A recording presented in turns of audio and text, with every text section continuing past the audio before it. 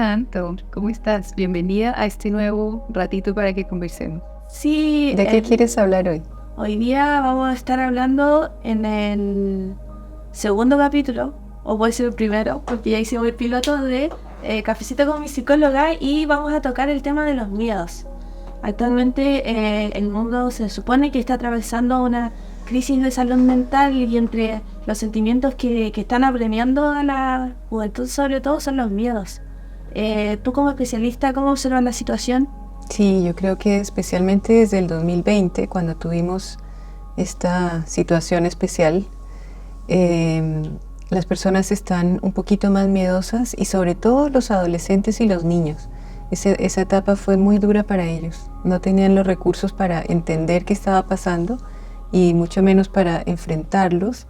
Y fueron muchos estímulos externos que desde todos lados favorecían ese estado de miedo, de parálisis, como de amenaza de muerte, y se quedó grabado en los cerebros de los niños y de los adolescentes. Hoy tenemos una crisis de salud mental infanto-juvenil muy importante. Sí, pero ese miedo igual capaz ha prosperado por la crisis de seguridad que también estamos atravesando. También estamos viviendo un momento como país aquí en Chile en donde nos enfrentamos a situaciones que nunca antes habíamos visto, situaciones de inseguridad en la calle. Entonces se van sumando cosas que van dejando a las personas con la idea de que el mundo es un mundo peligroso. Claro. ¿Y de qué manera podemos gestionar el miedo? Tengo entendido que uno tiene que hacer las cosas que estén bajo su control para poder uno mantener el bienestar. Es decir, por ejemplo, poniéndolo en un caso hipotético que es idealista, si vivo en Santiago pero veo que la cosa está muy fea, me voy a vivir al sur.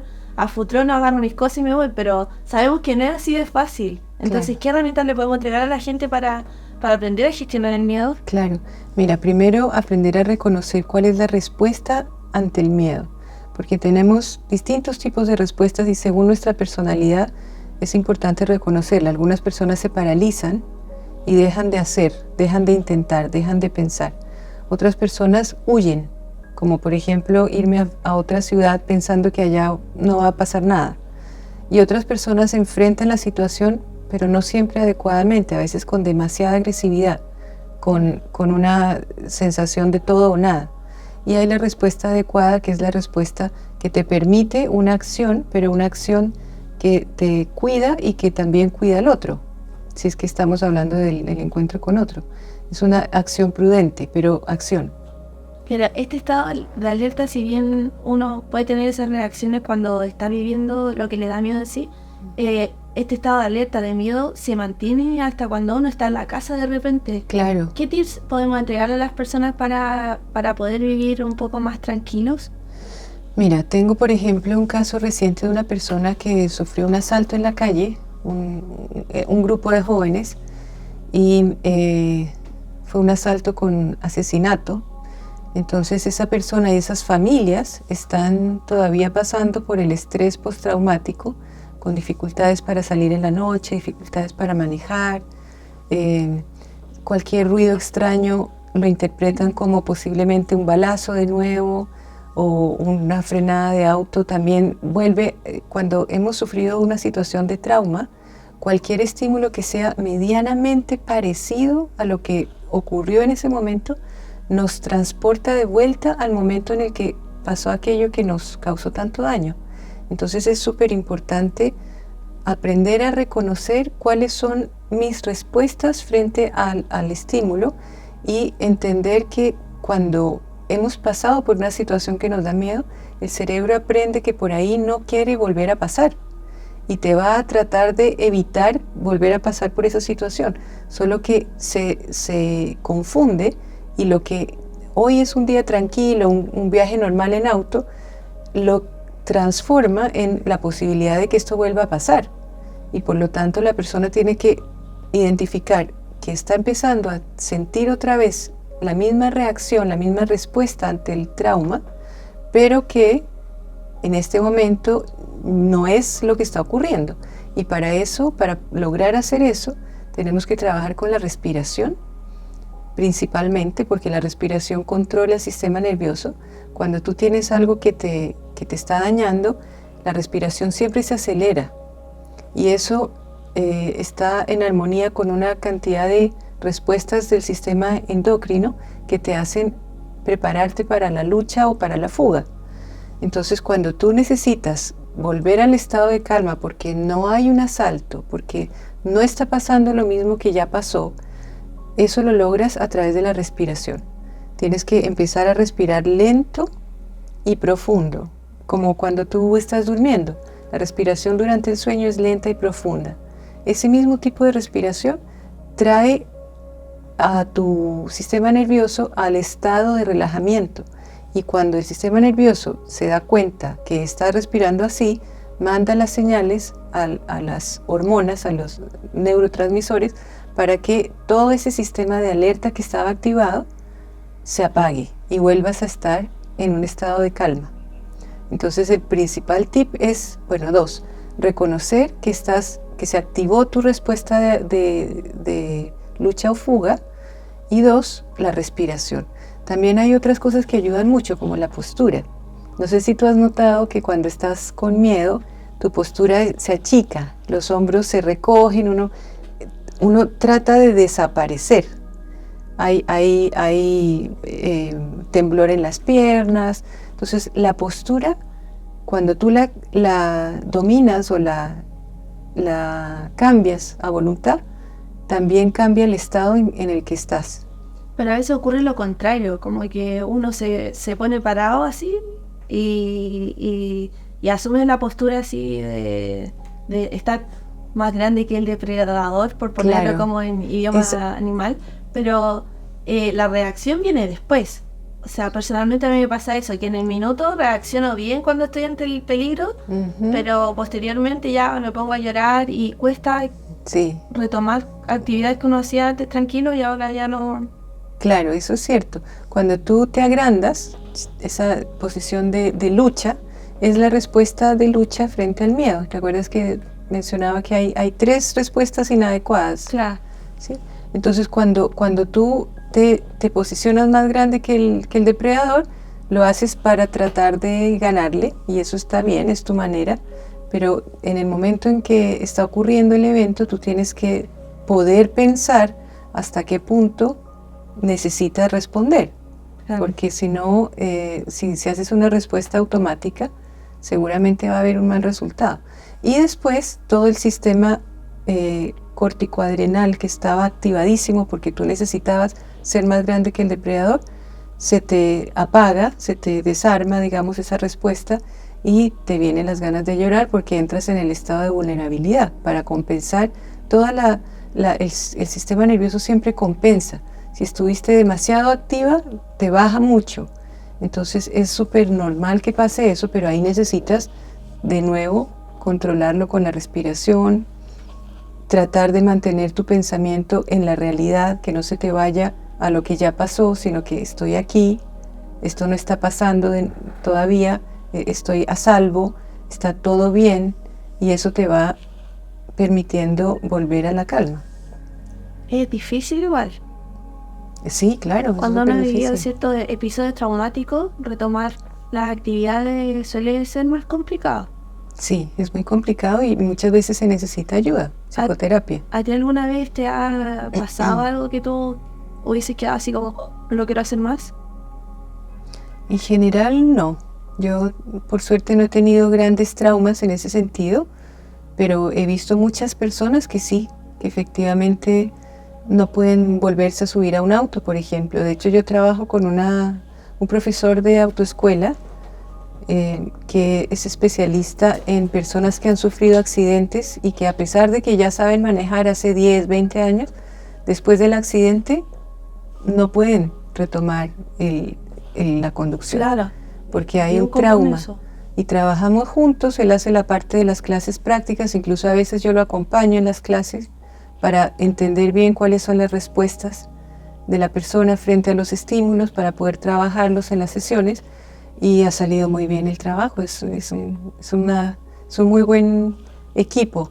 Cuando tú estás haciendo la actividad de nuevo, aquella misma que te causó o que estaba presente en el momento del trauma y puedes ir trabajando la parte emocional, sales de ahí muy rápido.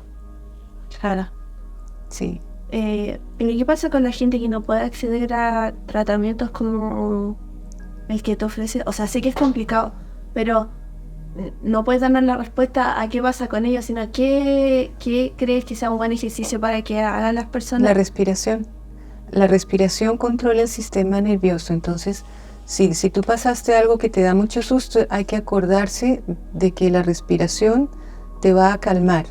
La respiración es gratis, es algo muy sencillo de hacer. Con 3 minutos de respiración lenta y profunda, tu sistema nervioso ya se calmó. Y si puedes mantenerlo durante 10 minutos, la presión arterial se regula, todo se regula. En 10 minutos de respiración lenta y profunda. Así que eso es lo más importante y lo más fácil de hacer. Claro. Y no hay ningún ansiolítico que sea tan potente como la respiración. O sea, todos los ansiolíticos, que aquí no quiero hacerle propaganda a ninguno, pero desde los naturales hasta los químicos que tienen que ser recetados por un psiquiatra o por un médico, tienen un efecto similar, pero la respiración es instantánea. Tú empiezas a respirar lento y profundo y tu sistema nervioso empieza a calmarse. Y si además agregas imágenes positivas y te agregas frases como estoy bien, estoy a salvo, no ha pasado nada, estoy en mi casa, que te traigan al presente, más efectivo aún. ¿Cómo podemos tomar el paso para hacer aquello que nos da miedo? Si bien cuando estamos sintiendo el miedo podemos controlar la respiración, a veces nos hace falta cierto impulso para volver a hacer algo que hacíamos antes constantemente y que ahora nos da susto. Dame un ejemplo. ¿A ti te ha pasado algo así? O sea, claro, por ejemplo, yo ahora no me atrevo a tomar ningún auto de aplicaciones porque la última vez que viajé sola de noche tuve una muy mala experiencia con el conductor que, bueno, de buenas a primeras cuando me subí al auto me dijo... Llegué un poco tarde al auto, me demoré, como las aplicaciones tienen 5 minutos de espera, yo bajé cuando justo quedaban 2 y me dice, ¿usted es de las niñas que se portan mal? ¿Por qué me está haciendo esperar? Y yo quedé así como, ya, ¿qué onda este gallo? Un poco lascivo, pero bueno, como mujeres en esta sociedad estamos a veces acostumbradas a lidiar con estas cosas y lo único que atiné a decirle fue como que siguiera, por favor. Como llamé a mi mamá, como acostumbro a hacer para decirle que lleva camino a la casa. Y ahí mi mamá me pregunta si le mandé o no la ubicación en tiempo real. Y yo le digo, sí mamá, yo te mandé mi ubicación en tiempo real, nos vemos, yo en 15 minutos estoy allá en el departamento, besitos, te amo. Corto la llamada y el conductor, después de haberme hecho ese comentario, atina a decirme, ¿y de qué sirve que usted le mande la ubicación en tiempo real a su mamá? Si yo tomo su celular, lo tiro por la ventana, después no van a saber dónde usted está y después ya no la van a poder encontrar. Te dicen esto en un ambiente cerrado donde tú no tienes el control de nada porque vas fue Avenida Manquehue, harto tránsito de noche y yo ahí, bueno, ahí atiné a ponerme un poco en esta postura que te decía, por decirle para el auto que me quiero bajar. Me puse muy choriza, por decirlo de alguna manera, pero no podía hacer nada más que hablarle golpeado en el minuto. El gallo aceleró un poco riéndose, preguntándome si acaso me había asustado y yo ahí le volví a repetir un poco más fuerte que parar el auto y que me quería bajar. Después de eso me dejó en un paradero, afortunadamente me encontré con una niña que me acompañó, pero hasta el día de hoy no me atrevo a tomar Didi o Cabify, porque esto fue en Didi, entonces como que antes lo hacía constantemente, pero una vez a uno le deja el trauma, como lo que tú decías de los conductores. ¿De qué manera tomamos el paso? Porque cuesta, yo todavía no puedo. Claro, es que el miedo efectivamente está para protegerte. Si esa situación es una situación de riesgo, hay que tomarla en serio. O sea, si tú efectivamente no tienes cómo defenderte y sigues utilizando ese tipo de aplicación, puede ser que te pase algo. Entonces, el miedo nunca es en contra tuyo, el miedo te impide hacer algo porque todavía no tienes las garantías de que no te va a pasar nada. Entonces, en ese caso es igual que cuando tú te vas a subir a un avión, por ejemplo, y te dan una cantidad de explicaciones de seguridad en caso de esto, bla, bla, bla, bla, porque efectivamente hay un riesgo. Entonces, si tú vas a volver, si tienes que volver a tomar esa misma aplicación, tienes que garantizarte a ti misma que no va a pasar lo mismo. Entonces tienes que observar, por ejemplo, antes al chofer, hablar con tu mamá antes, tomar la placa, no sé, alguna forma de calmarte, porque efectivamente es una situación de riesgo. Claro. Entonces la prudencia te va a permitir que puedas volver a hacerlo, pero si tú no tomas ninguna precaución que te permita estar en menos vulnerabilidad, pues no debes hacerlo. O sea, de hecho el miedo está para protegerte. Si yo ya sé que ahí hay un hoyo, porque ya me caí en el hoyo, pues obviamente no me voy a volver a meter al hoyo, a menos que vaya con, no sé, equipo de protección, algo que te ayude. Como linternas. Así sí, algo, no sé, paracaídas. Claro. Entonces, en ese caso, la única forma de retomar las actividades, igual que después de un accidente de tránsito, es que tú te garantices que no te va a volver a pasar eso, de la forma que tú puedas, de la forma que para ti sea una garantía de que eso no te va a volver a pasar. Mantener un poco optimista el diálogo interno. No, y mucho realismo, porque si efectivamente es una situación de riesgo, no debes volver a ponerte a ti misma en una situación de riesgo. Hay que ser tremendamente responsable. Eso no quiere decir que nunca más tomes un taxi o un auto de aplicación, pero si lo vas a tomar, tienes que tomar más precauciones para que tú estés segura de que no te va a pasar eso. Y bueno, la vida siempre nos da sorpresas, espero que nunca te pase nada, pero evidentemente el miedo hay que tomarlo como un aviso y como una estrategia. O sea, tú tienes que entender que es una estrategia de sobrevivencia el miedo y tomarlo en cuenta. Escuchar tu intuición, tomar precauciones, avisarle a más de una persona, mirar a la persona que te va a llevar antes. Claro. Una cosa sería tomar el miedo como este aliado protector y también a la vez ver el miedo cuando debemos vencerlo, porque serían como dos miedos distintos. Claro, exactamente. A mí, ahora que lo dices, me pasó algo también en Argentina, me estafó un taxista, y yo ahí debo reconocer que cuando yo vi la cara de la persona que me iba a llevar, sentí algo. La piel me avisó que no me gustó, pero pasé por encima de mi propio aviso, me subí al taxi y efectivamente cuando yo le pagué, me estafó porque pagué con tarjeta de crédito y me estafó, me cobró muchísimo más. Y como yo estaba en alerta porque mi intuición me estaba avisando, tomé la foto de la patente y puse el denuncio y bla, bla, bla. Finalmente recuperé el dinero. Normal. Sí. Pero ahí aprendí, la próxima vez que yo me suba a un taxi y sienta esto en mi guata, en mi piel, porque el cuerpo siempre te avisa, el cuerpo siempre sabe, tengo que tener más cuidado. Si algo te está avisando que hay un riesgo, hay que poner atención. Si no te puedes proteger porque es la única forma de moverte y es el único taxi, súper atenta, tomar la foto, atenta a los movimientos de la persona, todo el tiempo, si te tienes que bajar, te bajas, como lo hiciste tú. Entonces el miedo no es para bloquearnos, es para alertarnos del riesgo. Y hay que saber enfrentar el riesgo. O sea, no es nunca más subirse a un taxi, sino subirse sabiendo que hay cosas que tú tienes que observar. Claro. Tener ojo, bueno, no solamente con el tema del transporte, es con hartas cosas. Claro. Escuchar bien lo que te dice la guata, lo que tú dices, porque sí. Al final a veces pensamos, no, que me estoy pasando rollo, claro. Y no, pues no escuchamos al cuerpo y es súper importante estar atento a las señales que nos da. Sí, el cuerpo te avisa y ahí tú piensas. Si a veces uno está reaccionando frente a algo que le parece a uno una amenaza y es porque se parece a algo que antes habías vivido, pero en este caso no es una amenaza.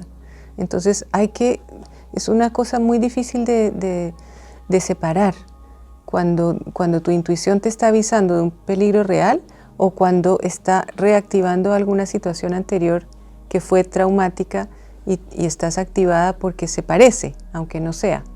Pero en ambos casos, la mejor manera es tomar precauciones porque algo puede pasar y hay que tomar precauciones, ser responsable. Y si tú ves que es demasiado para ti, evítalo. Evítalo porque no vale la pena asumir un riesgo innecesariamente. Sí. O sea, a no ser que sea de vida o muerte y tú tienes que atravesar por ahí en ese taxi, bueno, pero vas alerta. Claro. Entonces, alerta, pero igual en un estado de tranquilidad, un poco manejando la respiración. Exacto. Es súper importante entonces tener eso en cuenta. Mira, te cuento una historia de un piloto de avión que entrevisté en un 18 de septiembre. Aquí hay la presentación de las Fuerzas Aéreas, de la Fuerza Aérea, y el señor se bajó porque había hecho una acrobacia y yo le pregunté, ¿cómo hace para no tener miedo, sabiendo que se puede matar? Efectivamente se puede matar. Y el señor me dijo algo muy correcto, me dijo, siempre tengo miedo, y el día que yo no tenga miedo, ese día me voy a accidentar. Ah, claro. Entonces él sabe perfectamente que se va a meter en una maniobra extremadamente difícil y que un movimiento en falso y se mata y tal vez mate a las personas que están mirándolo. Entonces el estado de alerta, el miedo bien manejado es un estado de alerta, como cuando tú vas manejando también, tú vas alerta porque puede pasar que se te atraviese alguien o que venga alguien fuera de su carril y se te venga de frente. Todo eso puede pasar. Entonces tú tienes que estar alerta sabiendo que el miedo está de tu lado, pero no paralizarte, tomar las precauciones. Entonces él dice, siempre me subo con el paracaídas, reviso que mi paracaídas esté funcionando, reviso mis equipos del control del avión, siempre reviso que tengo bien puesto el seguro, y ahí me subo, pero yo sé que me puedo matar y evidentemente se puede matar. Claro, pero lo importante es ir preparado, tomar el miedo como alerta y saberlo manejar, saberlo manejar, que no te paralice, que no te haga huir, pero que te guíe para que tus movimientos sean los correctos. Muchas gracias, Adriana. Aquí damos por finalizado el primer capítulo, no piloto, puede ser segundo capítulo, Cafecito con mi psicóloga. Y bueno, la próxima sesión vamos a estar hablando de los miedos, pero más enfocados a los miedos internos, que no tienen que ver tanto con los factores externos que nos rodean constantemente. Así que... Súper, un gusto. Muchas gracias, Adriana. A ti, muchas gracias.